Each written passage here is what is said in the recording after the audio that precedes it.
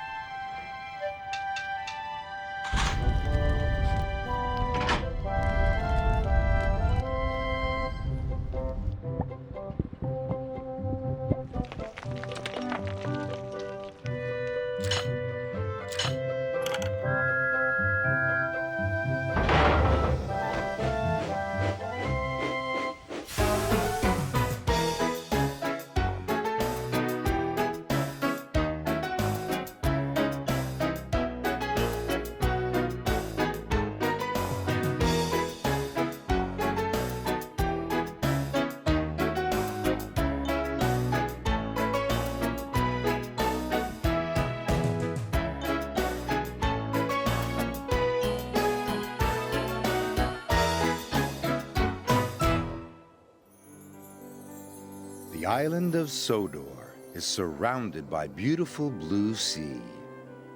It has fields of green and sandy yellow beaches. There are rivers, streams, and lots of trees where the birds sing. There are windmills and a coal mine, and docks where visitors to the island arrive. The island also has lots and lots of railway lines.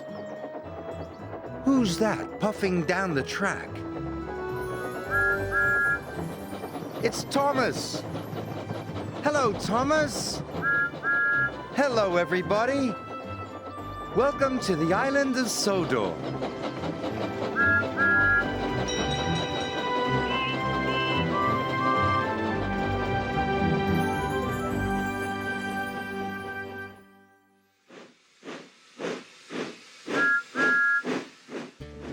A visit from Thomas. It was a beautiful day on the island of Sodor. Thomas was taking Sir Topham Hatt to the new school construction site. Sir Topham Hatt had given the land for the new school.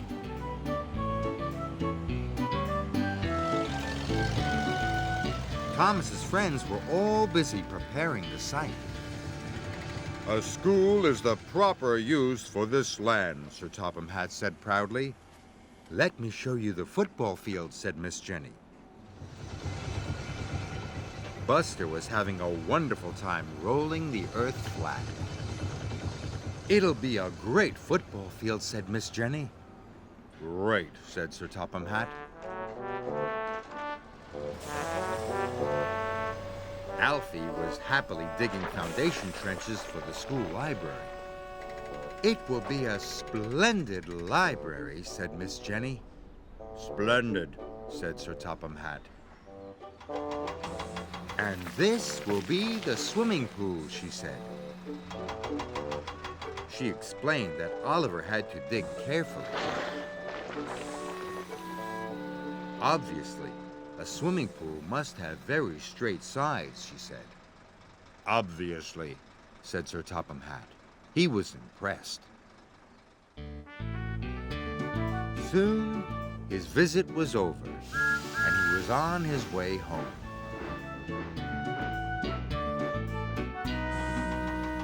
Max was becoming impatient. hurry up, He scowled, but Oliver would not be hurried. He was determined to dig carefully. Suddenly, his bucket hit something hard. He slowly scraped away the earth. Hurry up there, Roared Max. But I found something, cried Oliver. Look! Rubbish, sniffed Max. It might be important, said Oliver's operator. I'll call Miss Jenny, said the foreman. And Miss Jenny called Sir Topham Hatt. And Sir Topham Hatt called the experts. Amazing, said the expert with the red mustache. This is a dinosaur bone. A dinosaur bone? Said Ned. Dinosaurs were animals that lived a long time ago, said Miss Jenny. Their bones are all that's left. Well, Oliver, said the expert with the fuzzy beard, I wonder if you'd do some more digging for us. Yes, sir, beamed Oliver. He was excited. Soon, the experts roped off the area. Oliver changed over to his smallest chisel. This job called for delicate digging.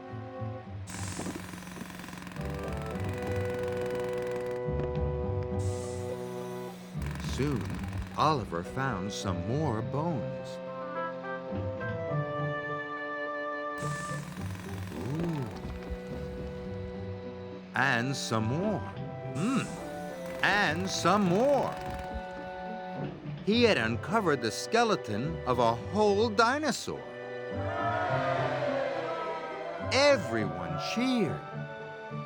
This is an important day for the island of Sodor, said Sir Topham Hatt. Thanks to Oliver's careful digging, said Miss Jenny. It makes me proud to be an excavator, said Alfie. A man with a camera even took Oliver's picture.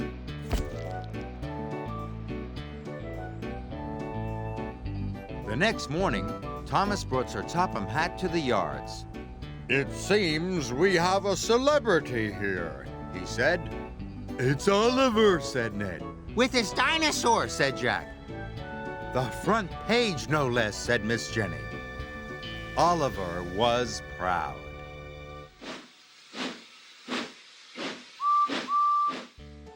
Jack owns up. Thomas's friends were excited. He was taking them to the warehouse. Jack couldn't wait to get to work. Hurry, Thomas, he called. I'm going as fast as I can, chuffed Thomas. Don't mind Jack, called Alfie. He's always in a hurry. Soon, Thomas had delivered Jack and Alfie to the warehouse.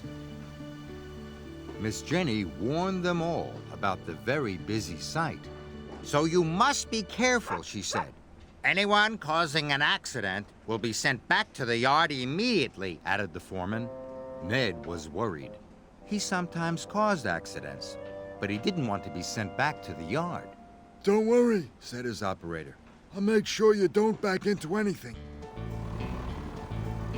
Everyone was working very carefully.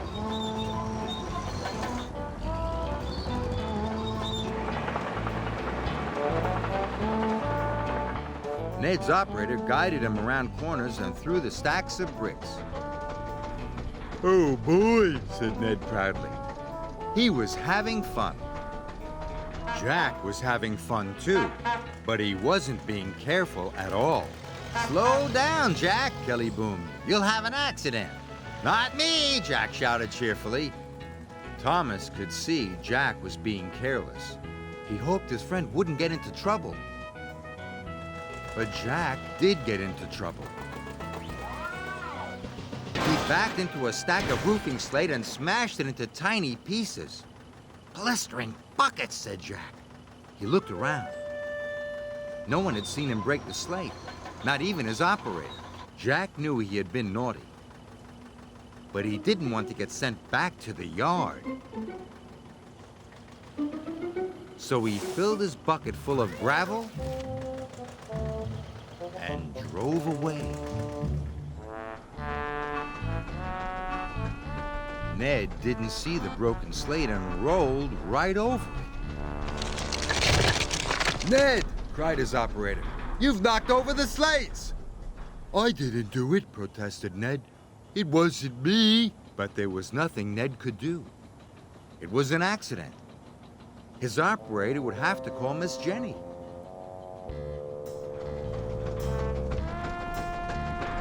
It's not fair. It's not fair, grumbled Ned. Alfie pulled up just as Jack saw Ned driving slowly away. Where's Ned going? Asked Jack. He knocked over some roofing slates, said Alfie. Thomas is taking him back to the yard. Jack knew it was all his fault. What should he do? Alfie could see Jack was upset. What's wrong? He asked. But Jack didn't answer. He raced off without a word. Wait, Jack shouted. Wait! Miss Jenny, Ned didn't break the slate. I did. And Jack told her what he had done. Miss Jenny was cross. It was brave of you to own up, she said. But what am I to do with you? Send me back to the yard, said Jack sadly. And so she did. As Jack was being loaded on Thomas's low loader, he called to Ned. I'm sorry you got blamed for my accident. I should have owned up earlier. That's all right, said Ned. But I'm glad it wasn't me. It wasn't me. It wasn't me, Sang Ned as he steamed back to work. Good for you, Jack, Thomas called. Good for you.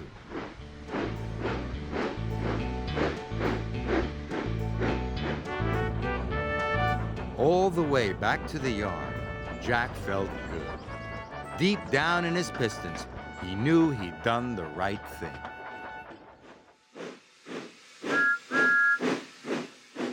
On site with Thomas.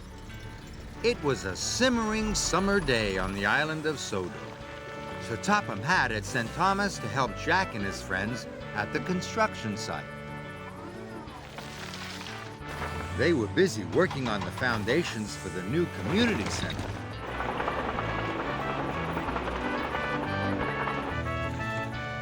Patrick was pouring concrete for a new platform.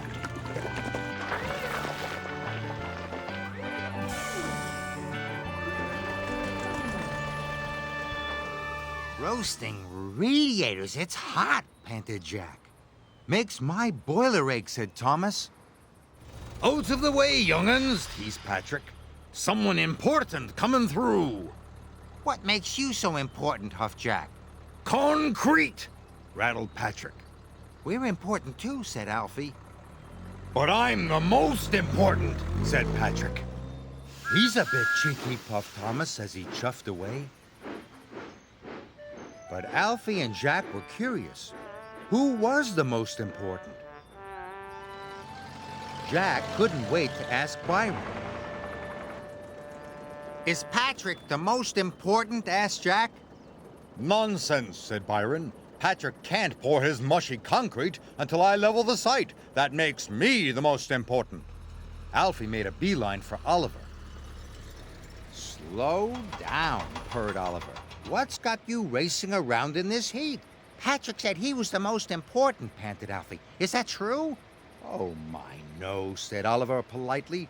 Digging the foundations is the most important. And that's what I do. Transport, boasted Nelson. Without transport, there wouldn't be any construction. That makes me the most important. Our operators, declared Ned. They're in charge of safety. They're definitely the most important. I give up, clattered Jack. They can't all be the most important, said Alfie. They were confused. When Thomas returned, he could see that everyone was talking about who was the most important. Even Max and Monty. I'm the most important, dieseled Max. I am, boasted Monty. I can haul more in less time than anyone else. And before their operators could stop them, they were off to get even bigger loads. Max was getting the biggest load he could carry. More, boomed Max. So was Monty. More, boomed Monty. I think that's enough, said Oliver politely. More and hurry. If you say so. Max, Monty, Kelly called. Slow down!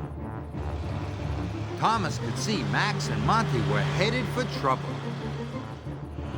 I'm the most important, snapped Max. I am, blasted Monty. I am.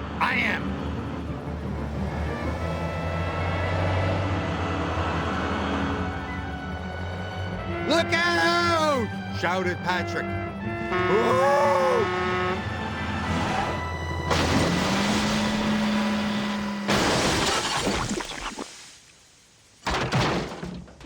Flatten my fenders, shouted Monty. Not my fault, called Max.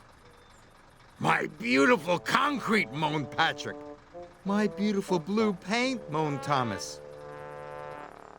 Miss Jenny was cross when she heard the news. I'm very disappointed in you two, she said to Max and Monty. You've caused a lot of trouble. And look at poor Thomas. We were only trying to show who's the most important, groaned Max. You're all part of a team, said Miss Jenny.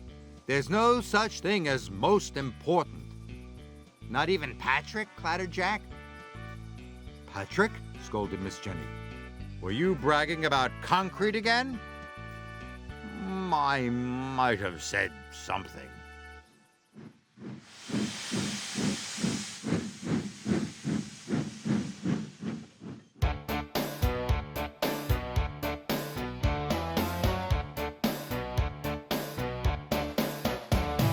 Sodor's always busy with jobs that must be done. Being really useful is not just work, it's fun. Hard work can be dirty with coal and dust and grime. But if we choose to work or play, we choose to work each time. There are jobs across the island, today we're on the quay. Loading this and shunting that like fish fresh from the sea. We might be in the quarry or pulling the express. Whatever work we're doing, we always do our best. Sodor's always busy with jobs that must be done. Being really useful is not just work, it's fun. Hard work can be dirty with coal and dust and grime. But if we choose to work or play, we choose to work each time. It takes a team of engines to clear snow from the track. But when you're building buildings, you'll need Jack and his pack. They're digging, tipping, loading, whatever duty calls. Filling holes with concrete or knocking over walls. Sodor's always busy with jobs that must be done. Being really useful is not just work, it's fun. Hard work can be dirty with coal and dust and grime. But if we choose to work or play, we choose to work each time.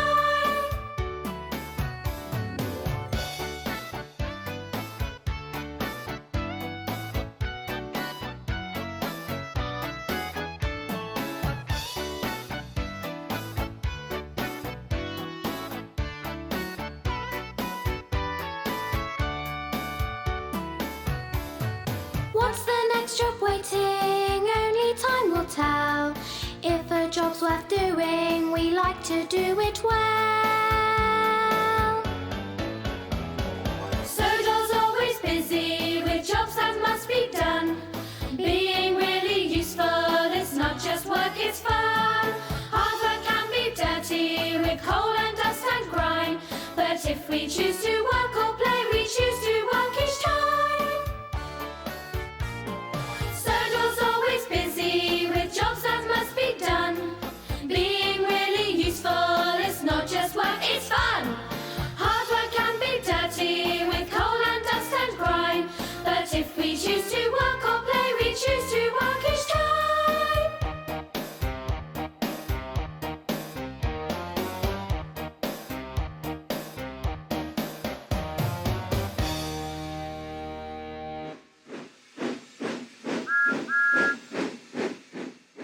Percy's Scary Tale.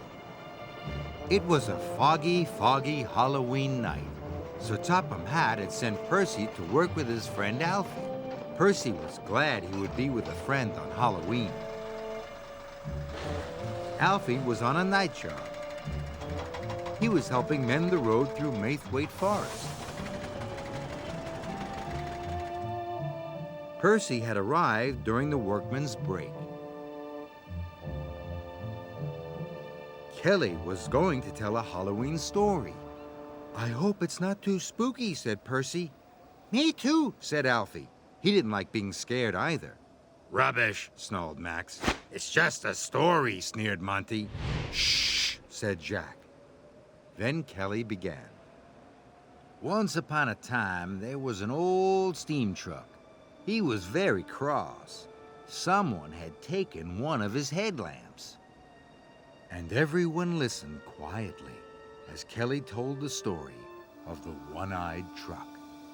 And finally, the one-eyed truck chased the loader into the deepest, darkest part of the forest. Then what happened? Asked Isabella. Luckily, the loader got away, but according to legend, the one-eyed truck still wanders the forest, blowing his whistle and looking for a headlamp, whispered Kelly. Maybe he wants yours. That was the best story yet, said Jack. I hope I never meet the one-eyed truck, gulped Alfie. Me too, cried Percy. Stuff and nonsense, rattled Monty. Break's over, said Kelly. Back to work.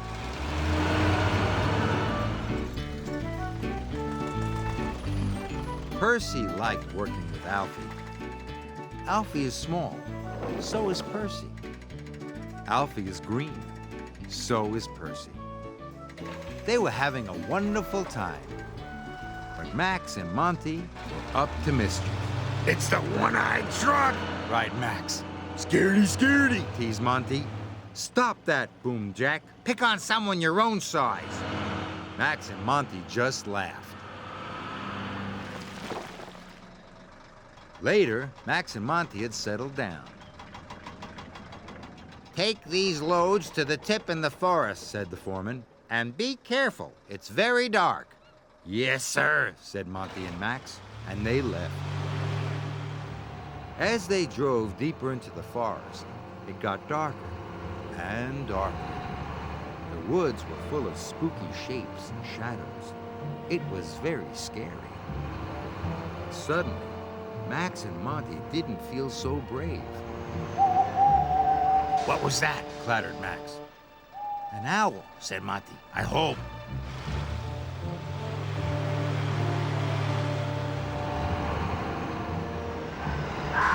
And that? Cried Max. I don't know, said Monty. It was just a fox, but Monty and Max didn't know that. They had just arrived at the dump when suddenly they heard a shrill whistle. Then they saw a single headlamp through the trees. It's the one-eyed truck, shouted Monty. They dumped their loads and raced away as fast as their wheels could carry them. He's after us, cried Max.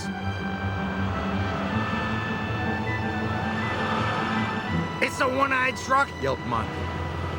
There is no one-eyed truck, said Kelly. It's just a story, chuffed Alfie. Well, what's behind us then, said Monty. It's Thomas, said the foreman. Thomas, said Percy happily. Hello, Percy, called Thomas. Sir Topham Hatt sent me with some more freight cars. Monty and Max felt silly. They were in a beautiful shade of red. But everybody else had a good laugh, especially Percy and Alfie.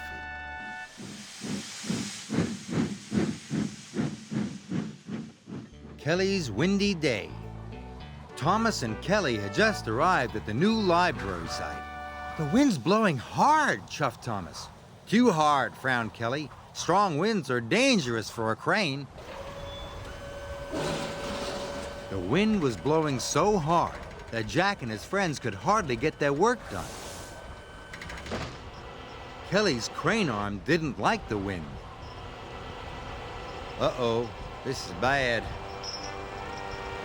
Look out! Cried Jack. But it was too late. Are you all right? Chuffed Thomas. I think so, but is anyone else hurt? No, said Jack, but you've demolished the shed. Soon Kelly was back on Thomas's low loader. I'm sorry, Miss Jenny, said Kelly. It wasn't your fault, Kelly, said Miss Jenny. We'll get you back to the yard so the repairman can look at those wheels. I'm glad it's only your wheels, said Thomas. Me too, said Kelly. But he was worried. What if he fell over again and hurt someone?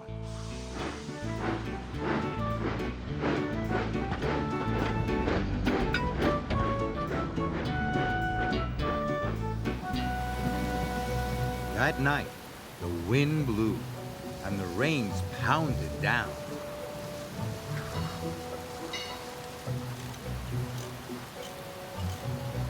The repairman worked all night fixing Kelly's wheels. The next morning, the sheds were empty.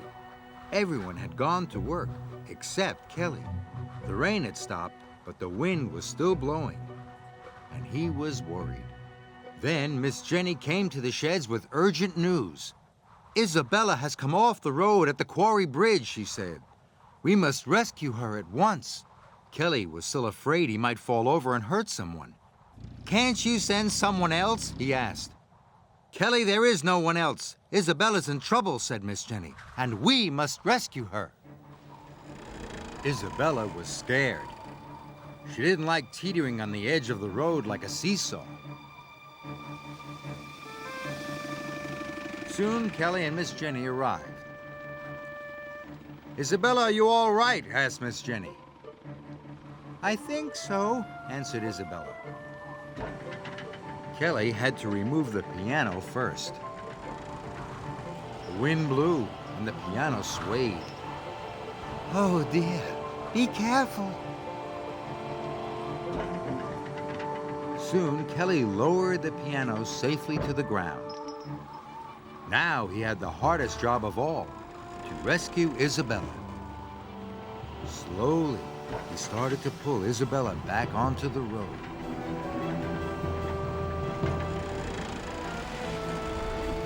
The wind blew harder. Isabella began to teeter. Oh! Kelly was worried. He stopped.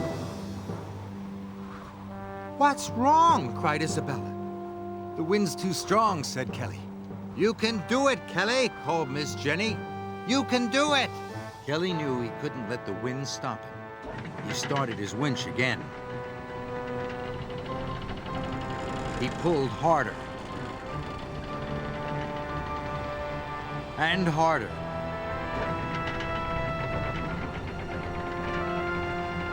"Oh, mind my paint," the cheeky truck cried. Isabella was finally back on the road. Phew. "Well done, Kelly," said Miss Jenny. "Well done." "Thank you, Kelly," said Isabella. At last, Kelly had his confidence back. Isabella was on her way again. And Thomas could see that Kelly was happy.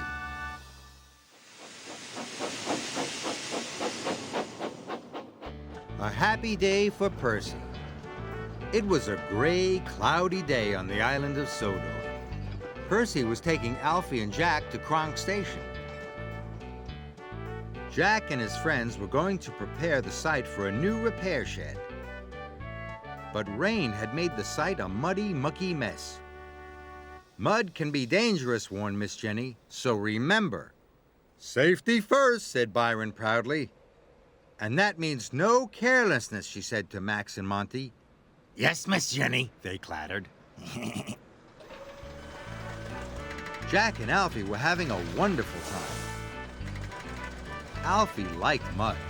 This was the muddiest mud he had ever seen. "Mud! Glorious mud!" Alfie shouted as he spun around. Byron was working very carefully. His cuts were straight and precise. "Look at that," he chugged, "a work of art." But no one noticed how carefully Byron was working. Max and Monty were still up to no good. "Bust my buffers!" cried Percy.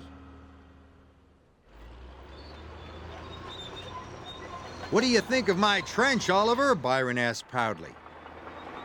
But Oliver didn't answer. He was too busy trying not to sink in the mud. Byron was upset. He wanted someone, anyone, to say, "Well done." Max and Monty were still up to no good. Ready? Go! "Watch out!" shouted Alfie. But it was too late. Max broke the water supply pipe. Water gushed everywhere. Suddenly, Alfie was sinking into a muddy hole. "Help!" he cried. "I'll get him!" clattered Jack. "No!" shouted the foreman. "You'll get stuck too!" A workman shut off the water. But there was no way Alfie could get himself out. "Byron!" Miss Jenny cried. "Can you help Alfie?" "I'm coming, Alfie!" he shouted. Byron could see Alfie was sinking in the mud. "Grab my blade!" called Byron. Alfie reached out. "I can't reach it!" he cried.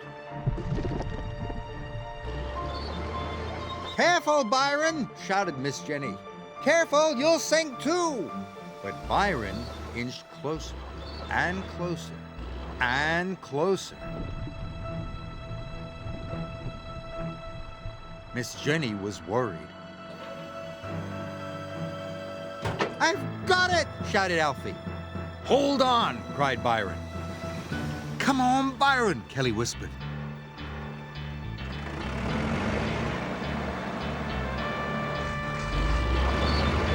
Byron struggled and pulled and strained.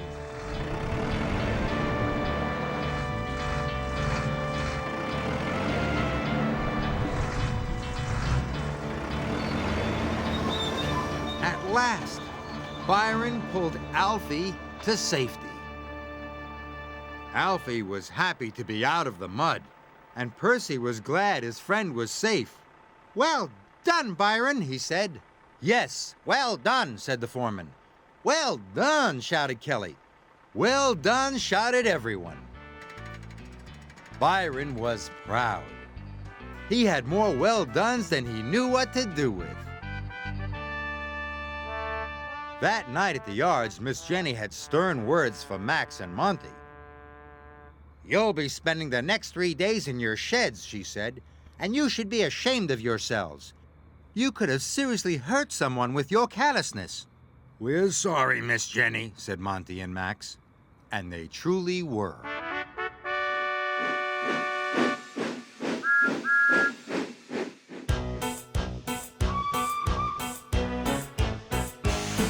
They're 2, they're 4, they're 6 or 8, shunting trucks and hauling freight. Red and green and brown and blue, they're the really useful crew. All with different roles to play, round Tidmouth sheds or far away. Down the hills and round the bends, Thomas and his friends. Thomas! He's the cheeky